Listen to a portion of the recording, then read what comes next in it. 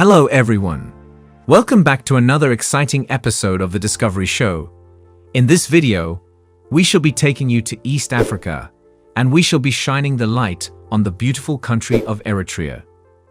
Eritrea is a small country located in the Horn of Africa, bordered by Sudan to the west, Ethiopia to the south, and Djibouti to the southeast. It gained independence from Ethiopia in 1993 after a long struggle for independence, and has since been working to establish itself as a viable nation.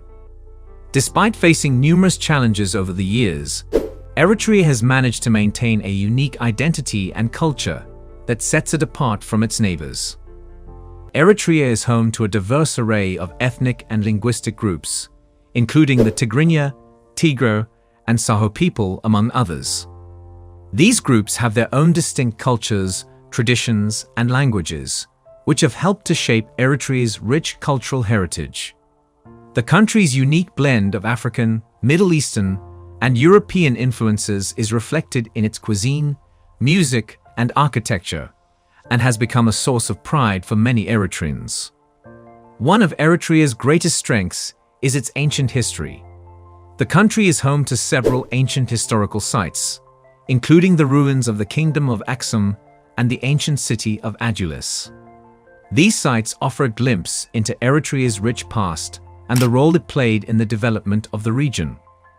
Additionally, Eritrea's beautiful coastline along the Red Sea is a major attraction for tourists, offering opportunities for snorkeling, diving, and other water sports. With a population of about 3.4 million people and a surface area of 117,600 square kilometers, Eritrea is one of the least talked about countries in Africa. The capital of the country is Asmara, and its current president is Isaias Afwerki. The official language of Eritrea is Tigrinya, along with Arabic and English. Tigrinya is the most widely spoken language in the country and is used for official purposes, including in government, education, and the media. Arabic is also an official language and is widely spoken, particularly in the Western Lowlands. English is commonly used as a second language and is taught in schools as a mandatory subject.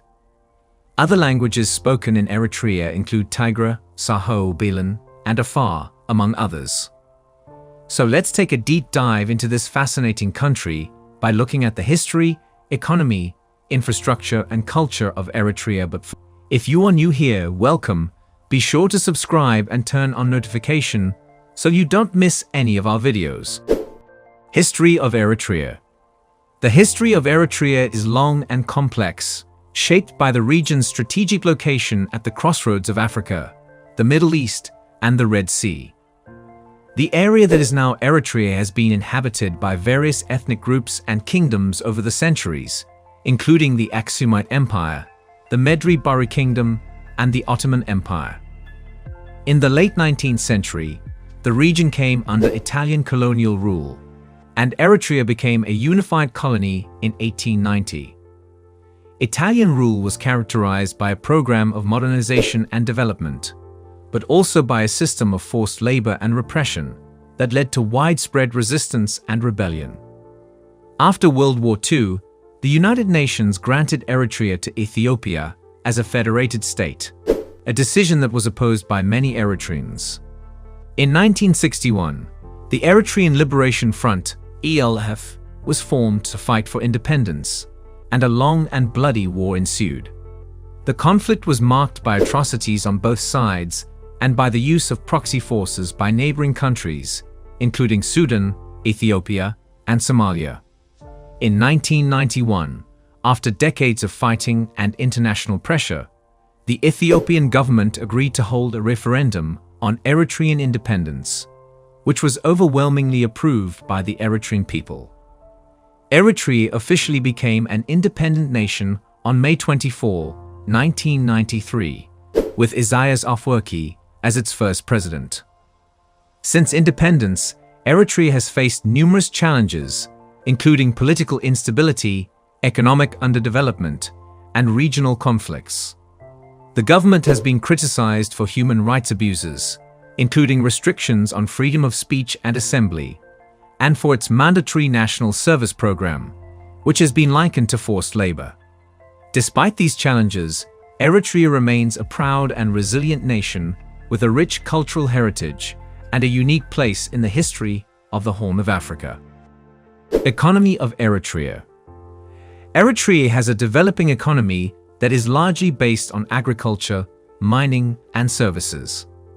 Agriculture is the largest sector of the economy, employing around 80% of the population and accounting for around 20% of the country's GDP. The main crops grown in Eritrea include sorghum, millet, wheat, barley, and various fruits and vegetables. Mining is also an important sector of the economy, with Eritrea's mineral resources including gold, copper, zinc, and potash. The Bisha mine, which is operated by a Canadian mining company, is the country's largest gold mine and is a major contributor to the economy. However, the mining sector has faced challenges in recent years, including declining commodity prices and disputes with foreign mining companies. The services sector is relatively small but is growing, particularly in urban areas such as the capital city of Asmara. The tourism industry is also a potential growth area, as Eritrea has a rich cultural heritage and a unique landscape that includes mountains, deserts, and a coastline along the Red Sea. Despite these potential growth areas, Eritrea's economy faces significant challenges. The country has limited infrastructure, including roads, electricity, and telecommunications, which has hindered economic development. Eritrea also suffers from food insecurity, with periodic droughts and floods affecting agricultural production. The government has implemented a number of economic reforms in recent years, including the introduction of a new currency and the liberalization of some sectors, but progress has been slow. Overall, Eritrea's economy remains fragile and heavily dependent on external factors, particularly the global prices of commodities. The government has identified economic development as a key priority, but achieving sustained growth and development will require significant investment and structural reforms. Infrastructures in Eritrea. Eritrea's infrastructure is relatively underdeveloped compared to other countries in the region, with limited road networks, telecommunications, and energy infrastructure. The country's infrastructure was severely damaged during the long war for independence and the subsequent conflict with Ethiopia, and rebuilding efforts have been slow. Roads are the primary mode of transportation in Eritrea, with a total road network of around 5,000 kilometers.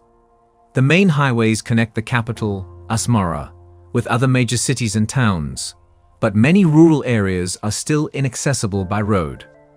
The government has invested in road construction and improvement projects in recent years, including the construction of a new highway between Asmara and Massawa. But progress has been slow due to resource constraints and other challenges. Telecommunications infrastructure in Eritrea is also limited, with a low penetration rate of fixed line and mobile phones. Internet access is limited, and the government strictly controls online content and access. The country has limited electricity infrastructure, with many rural areas lacking access to electricity. The government has invested in renewable energy sources, including solar and wind power, to help address this issue. Eritrea has one major port, the port of Massawa, which is located on the Red Sea. The port was damaged during the conflict with Ethiopia and has since undergone reconstruction and expansion.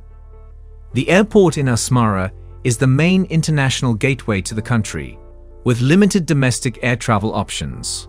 Overall, Eritrea's infrastructure remains underdeveloped and in need of significant investment to support economic growth and development. Culture of Eritrea. Eritrea is home to a rich and diverse culture that reflects the country's long and complex history and its position at the crossroads of Africa, the Middle East, and the Red Sea. Eritrea's culture is characterized by its linguistic diversity, with numerous ethnic and linguistic groups represented, each with their own unique traditions, customs, and practices. One of the most prominent aspects of Eritrean culture is its cuisine, which features a blend of African, Middle Eastern, and European influences. The staple food is injera, a sourdough flatbread made from teff flour, which is often served with stews and other dishes. Other popular dishes include zigni, spicy beef stew, sevi, chicken or beef stew, and shiro, a spicy chickpea or bean stew. Music and dance are also important elements of Eritrean culture, with many different styles and instruments represented. Traditional Eritrean music often features the kra, a lyre-like instrument, the masenko, a single-stringed fiddle, and the wata, a bamboo flute. Modern Eritrean music draws on a variety of influences, including reggae, hip-hop, and Arabic music. Eritrea has a rich tradition of handicrafts, including weaving, pottery, and basketry. Many rural communities continue to practice traditional crafts, with products ranging from baskets and mats to traditional clothing and jewelry. Religion is an important part of Eritrean culture, with Christianity and Islam being the two dominant religions. To conclude, Eritrea is a very unique country, and if you love discovery and exploration, then Eritrea should be a country you should definitely visit.